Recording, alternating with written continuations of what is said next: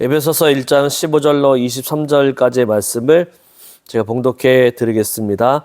이로 말미암아 주 예수 안에서 너희 믿음과 모든 성도를 향한 사랑을 나도 듣고 내가 기도할 때 기억하며 너희로 말미암아 감사하기를 그치지 아니하고 우리 주 예수 그리스도의 하나님 영광의 아버지께서 지혜와 계시의 영을 너희에게 주사 하나님을 알게 하시고 너희 마음의 눈을 밝히사 그의 부르심의 소망이 무엇이며 성도 안에서 그 기업의 영광의 풍성함이 무엇이며 그 힘의 유력으로 역사하심을 따라 믿는 우리에게 베푸신 능력의 지극히 크심이 어떠한 것을 너희로 알게 하시기를 구하노라. 그의 능력이 그리스도 안에서 역사하사 죽은 자들 가운데서 다시 살리시고 하늘에서 자기의 오른편에 앉히사 모든 통치와 권세와 능력과 주권과 이 세상뿐 아니라 오는 세상에 일컫는 모든 이름 위에 뛰어나게 하시고 또 만물을 그의 발 아래 복종하게 하시고 그를 만물 위에 교회의 머리로 삼으셨느니라. 교회는 그의 몸이니 만물 안에서 만물을 충만케 하신 이의 충만함이니라. 아멘. 오늘은 교회란 무엇인가? 교회란 무엇인가? 두 번째 시간으로 교회는 기도하는 공동체입니다. 교회는 기도하는 공동체입니다. 라는 제목으로 함께 은혜를 나누기를 소원합니다. 여러분, 우리가 그 신앙생활 하면서 기도라고 하는 것을 많이 들어보셨고 또한 많이 기도해 보셨을 것입니다.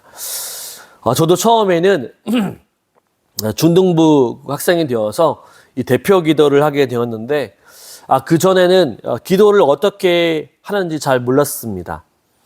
대표 기도를 하기 시작하면서 이 기도의 형식이 무엇이고 또한 무엇을 기도해야 하는지를 알기 시작했습니다. 그래서 처음 시작할 때에는 어떤 대표 기도문이나 다른 사람들의 기도하는 것을 기억하고 있다가 따라 해보기도 하였습니다. 그렇습니다. 처음에는 기도하는 것을 모르기 때문에 기도하는 법을 배워야 하는 것이죠. 예수님의 제자들도 예수님께 나와서 기도하는 법을 가르쳐 달라고 기도했던 것을 보게 됩니다. 그래서 예수님이 제자들에게 기도하는 방법을 가르쳐 주셨죠. 그것이 바로 주님이 가르쳐 주신 주기도문입니다. 여러분, 특별히 바울은 기도할 때에 쉬지 말고 기도하라 라고 말합니다. 왜냐하면 기도라고 하는 것이 너무나도 중요하기 때문이죠. 저와 여러분은 얼마나 기도하며 살아가고 계십니까?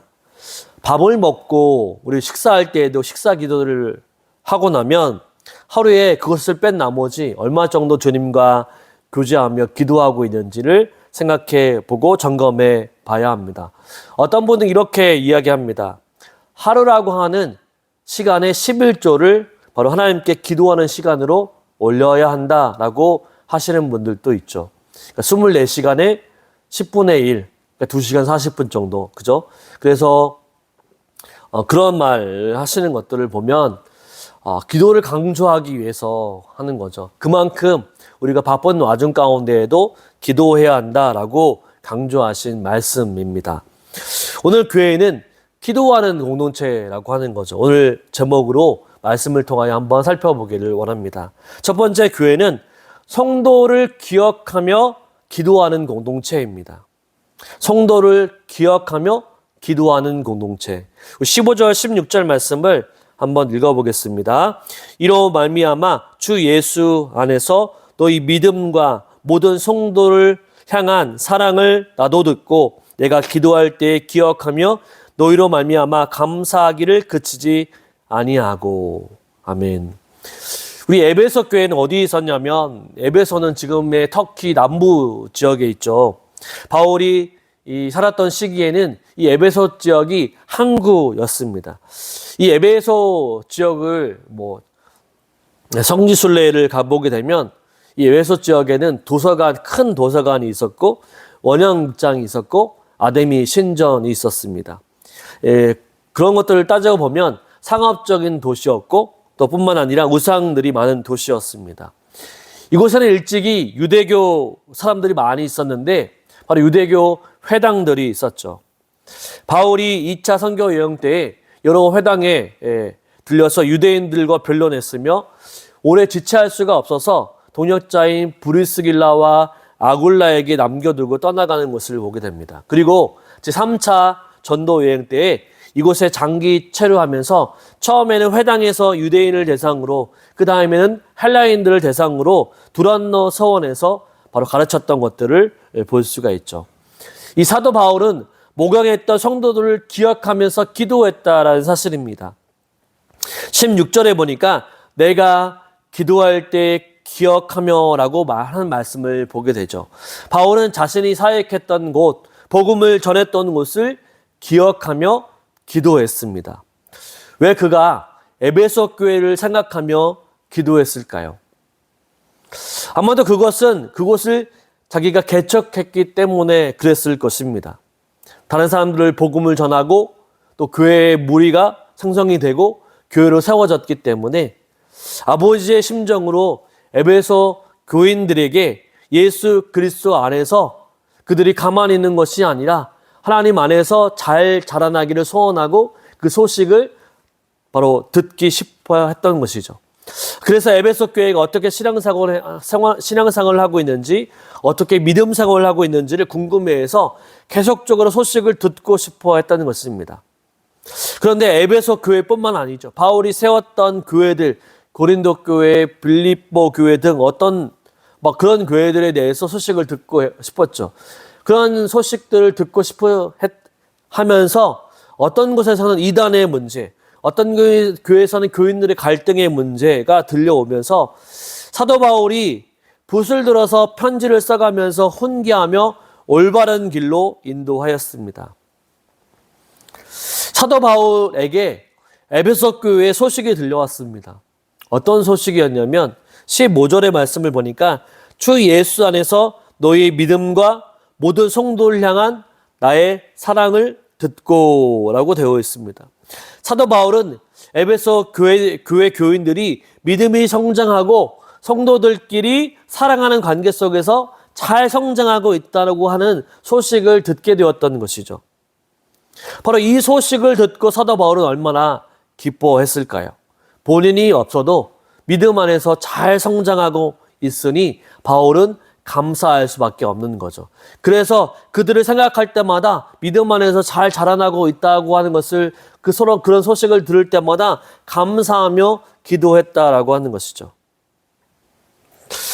에베소 교회도 자신만을 위해서 기도하는 것이 아니라 자신의 교회를 개척한 사도 바울을 위해 기도했을 것입니다. 서로를 위해서. 에베소 교회는 사도 바울을 위해서 기도하고 사도 바울은 에베소 교회를 생각하면서 서로 기도했을 것입니다. 사도 바울의 사역을 위해서 그가 건강한 몸을 가지고 또한 위협이나 여러 가지 상황 가운데서 어려움당하지 않도록 담대하게 복음을 전할 수 있도록 에베소 교회는 바로 바울 사도를 위해서 기도했을 것입니다. 바로 이것은 당연한 일이라고 말할 수 있죠. 우리도 그렇지 않습니까? 바로 우리가 교회를 위해서 기도할 때 자연적으로 나만을 위해서 기도하는 것이 아니라 다른 사람들을 위해서 기도하죠. 특별히 교회 목사님을 위해서 기도하고 또 교회의 아픈 지체들을 위해서 기도하고 또 교회를 위해서 기도하죠. 또한 목회자들도 마찬가지로 그렇게 같이 서로를 위해서 기도합니다. 이것은 무엇을 말하냐면 서로 기도해 주라라고 이런 말이 아니라 교회라고 하는 공동체는 기도하는 공동체라고 하는 것을 말해 주는 것이죠. 많은 선배 동역자들이 제가 개척을 한다고 하니까 이런 말을 하셨습니다. 개척에서 제일 중요한 것이 있다고 한다면 기도다. 기도가 정말로 중요하다라고 합니다. 기도보다 더 중요한 것은 없다라고 얘기합니다. 그렇습니다. 개척을 해보니까 제일 필요하고 제일 중요한 게 기도였습니다. 내 힘과 내 계획대로 내 방법대로 해보니까 잘 안 되더라고요. 그런데 이상하게도 기도하면서 하나님께 맡겨드리니까 하나님의 인도하심을 깨달을 수가 있었던 것입니다. 하나님이 이끌어 가시는 것을 바로 느낄 수 있었던 것이죠. 그래서 기도가 무엇보다도 중요하다라고 하는 것을 깨닫게 됩니다. 빌립보서 4장 6절과 7절에 보면 이런 말씀이 있죠. 아무것도 염려하지 말고 다만 모든 일에 기도와 간구로 너희 구할 것을 감사함으로 하나님께 아뢰라. 그리하면 모든 지각에 뛰어난 하나님의 평강이 그리스도 예수 안에서 너희 마음과 생각을 지키시리라. 요한 1서 5장 14절 15절은 그를 향하여 우리가 가진 바 담대한 것이 이것이니 그의 뜻대로 무엇을 구하면 들으심이라. 우리가 무엇이든지 구하는 바를 들으시는 줄 안즉 우리가 그에게 구한 것을 얻은 줄로 또한 아느니라. 아멘. 그렇습니다. 저와 여러분에게 가장 중요한 것이 있다고 한다면 바로 기도라고 하는 거죠. 바로 기도는 영적인 호흡이다라고 하는 것입니다. 사람이 호흡이 끊어지면 사망 선고를 받게 되죠. 영적으로도 마찬가지입니다. 영적으로도 호흡이 끊어지게 되면 사망하게 되어 있죠. 그리스도인이 아닌 것처럼 행동하고 하나님이 없는 것처럼 살아가게 된다라고 하는 거죠.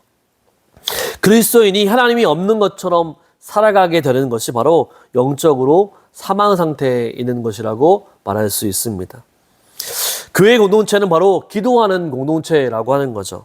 서로의 신앙을 위해서 기도해 주며 가정을 위해서 기도해 주고 어려운 문제를 함께 기도해 주어야 합니다.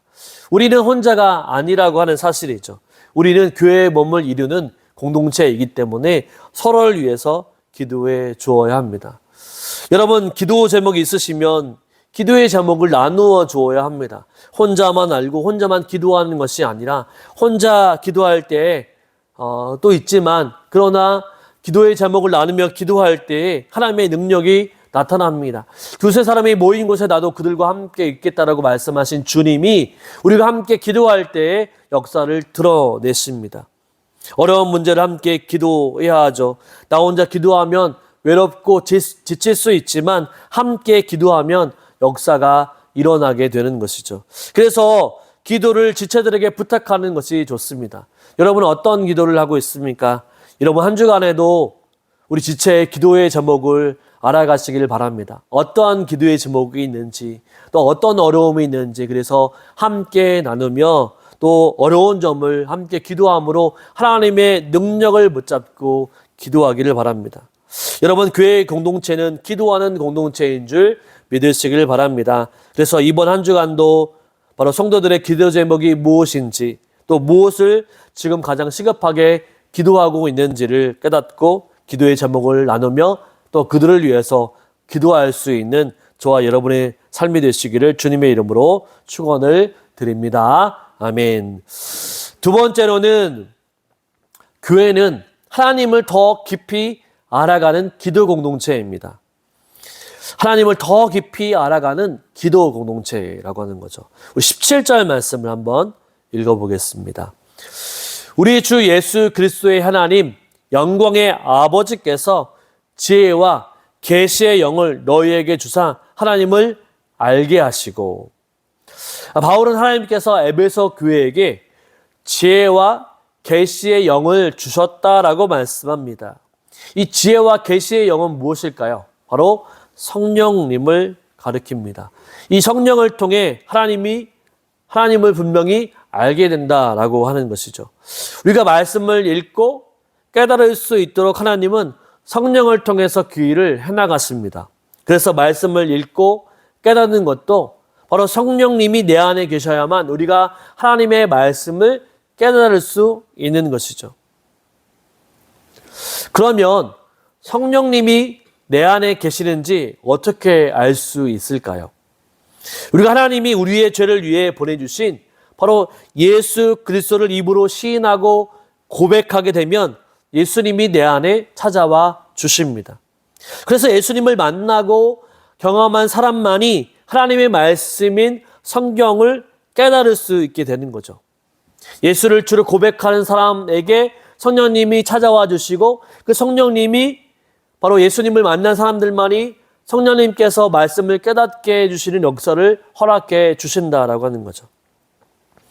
요한복음 14장 26절을 보게 되면 보혜사 곧 아버지께서 내 이름으로 보내실 성령 그가 너희에게 모든 것을 가르치시고 내가 너희에게 말한 모든 것을 생각나게 하시리라 라고 말씀합니다. 우리는 바로 성령을 통해 하나님을 알게 된다라고 하는 거죠. 이 본문 17절에 보면 알게라고 하는 단어가 있습니다. 이 알다라고 하는 단어는 바로 지식적인 알을 의미하는 게 아닙니다. 우리 히브리서에서는 알다라고 하는 단어가 야다라고 하는 단어인데 여기에 헬라어는 지식이라고 하는 단어는 그노시스이지만 여기는 에피그노시스라고 하는 말로 철저하고 정확히 안다라는 의미가 있습니다. 그러니까 하나님을 알되 수박 겉핥기만으로 아는 것이 아니라 지식적으로 알고 경험적으로 아는 알을 얘기하고 있는 거죠. 특별히 바울은 18절 서두에 에베소 교인들이 하나님을 더 알아가기 위해서 마음의 눈을 밝히사라고 말하고 있습니다. 마음의 눈이 어두워져 있다라고 하는 것이죠. 그래서 마음의 눈이 밝혀져서 하나님을 더 깊이 깨닫게 하기를 간구하고 있는 거죠. 더 큰 믿음으로 나아갈 수 있도록 더 간구하고 있는 것입니다. 그것이 무엇이냐면 18절과 19절의 말씀을 보면 이런 말씀이 있죠. 너희의 마음의 눈을 밝히사 그의 부르심의 소망이 무엇이며 성도 안에서 그 기업의 영광의 풍성함이 무엇이며 그의 힘의 유력으로 역사하심을 따라 믿는 우리에게 베푸신 능력의 지극히 크심이 어떠한 것을 너희로 알게 하시기를 구하노라. 아멘. 세 가지를 얘기하고 있는데 첫 번째는 부르심의 소망을 알기를 원한다라고 얘기합니다. 왜 하나님이 우리를 부르셨는지에 대한 것들을 분명히 알기를 원한다라고 하는 거죠. 우리는 지난 주까지 이 부르심에 대해서 살펴보았습니다. 하나님이 우리를 부르신 목적은 무엇인가? 우리가 알고 있듯이 하나님의 복음을 전파하는 거죠. 내 힘으로 사는 것이 아니라 믿는 자들, 믿지 않은 자들을 향하여 복음을 전하라고 하나님 우리를 부르셨습니다. 그곳으로 끝나는 것이 아니라 하나님 나라를 위한 삶, 복음 전파를 위해서 우리를 부르셨는데 그 부르심 가운데 사명을 붙들고 나아갈 수 있도록 자신의 힘이 아니라 하나님의 능력을 붙잡고 나아갈 수 있도록 우리에게 사명을 허락해 주신다라고 하는 거죠. 그래서 그 부르심의 사명, 부르심의 소명이 흔들리지 않게 해 주신다라고 하는 것이죠. 둘째로는 성도 안에서 그 기업의 영광의 풍성함입니다. 이 성도 안에서 그 기업의 영광의 풍성함이 이 무엇을 말하는지 쉽게 읽어보면 이해가 되지 않습니다. 쉽게 이해가 가지 않을 경우에는 이 다른 번역 성경을 찾아보면 되는데 이 새 번역 성경을 찾아보면 이런 말씀이죠. 성도들에게 베푸시는 하나님의 영광스러운 상속이 얼마나 풍성한지를 알게 되기를 바랍니다. 라고 하는 것이죠. 무슨 말씀인지 쉽게 다가오죠. 하나님께서 성도들에게 베푸시는 상속이 얼마나 크고 풍성한지를 알기를 원한다. 그러니까 지금 이 땅에 소망을 두고 살아가는 것이 아니라 하나님이 우리에게 상속으로 예비해 두시는 그 풍성함을 바라볼 수 있기를 원한다라고 간구하고 있는 거죠. 그래서 마음의 눈을 밝혀 그것을 보기를 원한다라고 사도 바울은 얘기하고 있는 것입니다. 그래서 사도 바울은 이것을 알았기 때문에 디모데후서 4장 8절에서 자신이 이렇게 고백하고 있죠. 이제 후로는 나를 위하여 위의 면류관이 예비되었으므로 주 곧 의로우신 재판장이 그날에 내게 주실 것이며 내게만 아니라 주의 나타나심을 사모하는 모든 자에게도니라 라고 말씀합니다. 바울은 이 땅에서 사명을 끝까지 붙잡고 나아갈 때에 이 땅에 바라보는 것이 아니라 하늘의 소망을 두고 하나님 나라에 가면 의로운 면류관으로 자신이 쓸 것을 기억하면서 이 땅에서 참아나며 복음을 전파했다라고 하는 거죠. 고난과 핍박에도 어려움을 참아냈습니다. 그러나 그가 어려움에도 참여할 수 있는 것, 어려움에도 인내할 수 있었던 이유는 하나님께서 성도들에게 영광스러운 상속을 풍성하게 준비하고 계시다라고 하는 사실을 알았기 때문이죠. 그래서 하나님이 준비해 놓으신 상급을 바라보면서 끝까지 사명을 붙들고 나아갔던 것입니다. 우리도 이 땅에서 무엇을 바라보고 살아가야 할까요? 이 땅의 많은 물질들, 부, 돈, 권력, 명예 이런 것들을 쫓아가다 살아가다 보면 잠깐은 좋은 것 같지만 바로 그것은 바람처럼 훅 지나가는 것이죠. 아무것도 남는 것이 없습니다. 하지만 바로 하나님을 위해서 살아가면 하나님이 보상해 주신다라고 하는 거죠. 하늘의 보상은 결코 흔들리지 않고 결코 없어지지 않습니다. 그렇기 때문에 하나님께서 바로 이루실 그 보상을 바라보면서 오늘 또 이 땅 가운데에도 믿음으로 살아야 한다고 하는 거죠. 비록 지금은 고되고 험난하지만 우리의 인생은 너무나도 짧습니다. 20대, 30대, 40대, 금방 50대가 되겠죠. 금방 60대, 70대. 우리의 인생은 너무나도 짧습니다. 바람처럼 지나갑니다. 그러나 우리의 인생은 어떻게 될지 모릅니다. 그러나 영원히 보장되는 것, 영원한 보증수표, 바로 하나님이 우리의 보상이 되어주신다라고 하는 사실들을 기억하고 믿음으로 나아가시길 바랍니다. 세 번째로는 19절 말씀을 한 번 더 읽어보겠습니다. 그의 힘의 유력으로 역사하심을 따라 믿는 우리에게 베푸신 능력의 지극히 크심이 어떠한 것을 너희로 알게 하시기를 구하노라. 세 번째는요, 하나님의 힘의 능력이 얼마나 강한지를 알아야 한다라고 사도 바울은 간구하고 있습니다. 여러분, 하나님의 능력이 얼마나 크신지 또 위대하신지 알고 계십니까? 경험해 보셨습니까? 정말 하나님은 높고 위대하신 분인지 우리는 날마다 깨닫게 되죠. 선교를 가거나 또한 우리가 개척을 하다 보면 하나님이 얼마나 위대하신 분이신지를 깨닫게 됩니다. 내 힘으로는 절대적으로 안 되고 하나님이 함께 하셔야만 된다라고 하는 사실들을 우리 분명히 깨닫게 되죠. 이사야 40장 26절은 이렇게 얘기합니다. 너희는 눈을 높이 들어 누가 이 모든 것을 창조하셨나 보라. 주께서는 수요들의 만상을 이끌어내시고 그들의 모든 이름을 부르시나니 그의 권세가 크고 그의 능력이 강함으로 하나도 빠짐이 없느니라. 그렇습니다. 우리는 늘 잊어버리게 되는 거죠. 하나님이 얼마나 크고 위대하신 분이신지를 날마다 우리는 이해하지 못합니다. 깨닫지 못하죠. 그렇기 때문에 내가 모든 일을 주관하려고 합니다. 하나님이 크신 분임을 알면 내가 매일같이 하나님 앞에 고백하고 하나님 이렇게 해주십시오. 하나님 저렇게 해주십시오. 하나님 이렇게 맡겨드립니다. 라고 할 텐데 우리는 하나님의 능력을 믿지 못하니까 내가 하려고 합니다. 그러나 그리스도인은 하나님께 맡겨드려야만 한다는 사실이죠. 나보다 나를 더 잘 아시는 하나님께 내 인생을 맡기면 놀라운 일이 벌어지게 되어 있습니다. 내가 준비하고 계획한 일이 50%라고 한다면 나를 향한 하나님의 계획은 51%가 아닙니다. 나보다도 1% 크게 하시는 것이 아니라 오히려 그거보다 상상할 수 없게끔 100배, 1000배, 10,000배 우리를 위해서 크고 위대한 일들을 준비하고 계신다라고 하는 거죠. 그래서 사도 바울은 에베소 교회들을 생각하면서 어떻게 얘기하냐면 부르심의 소망, 하나님의 기업의 풍성함, 바로 하나님의 능력을 마음의 눈을 밝혀서 깨닫기를 원한다라고 간구하고 있는 거죠. 우리도 마음의 눈을 열어보시길 바랍니다. 우리의 부르심의 소망이 무엇인지를 깨닫기를 원합니다. 또한 하나님의 기업의 풍성함이 무엇인지를 깨닫기를 원하고 우리 하나님이 얼마나 높고 위대한지를 깨닫기를 원합니다. 그런데 중요한 게 있습니다. 우리가 하나님의 능력을 더 깨닫기 위해서는 기도해야 한다라고 하는 거죠. 우리의 마음의 눈을 밝히기 위해서는 기도해야 한다라고 하는 거죠. 기도할 때 하나님을 전적으로 의지할 수 있고 자신의 모든 것을 내려놓을 수 있다라고 하는 거죠. 저 여러분, 하나님을 깊이 더 알아갈 수 있도록 날마다 기도의 자리를 사모하시길 바랍니다.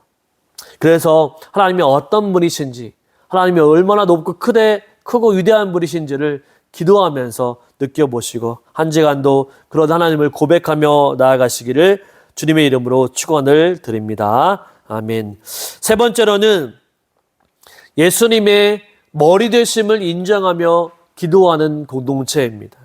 우리 22절과 23절 말씀을 한번 읽어보도록 하겠습니다. 또 만물을 그의 발 아래에 복종하게 하시고 그를 만물 위에 교회의 머리로 삼으셨느니라. 교회는 그의 몸이니 만물 안에서 만물을 충만하게 하시는 이의 충만함이니라. 아멘. 이 사도 바울은 20절부터 예수 그리스도에 대해서 설명해 주고 있습니다. 하나님의 능력으로 예수 그리스도를 높여주셨고 또한 죽은 자들 가운데서 살려주셨고 부활하셔서 하나님 보좌 우편에 앉게 하시고 또한 모든 이름 위에 뛰어난 이름을 주시고 세상의 이름뿐만 아니라 모든 이름 앞에 바로 예수 그리스도 이름 앞에 무릎을 꿇게 하셨습니다. 그리고 만물 위에 교회의 머리로 삼으셨죠. 하나님께서 예수님을 만물 위의 교회의 머리로 삼으셨습니다. 우리는 바로 머리 대신 예수 그리스도의 몸을 이루게 되는 지체가 되는 거죠.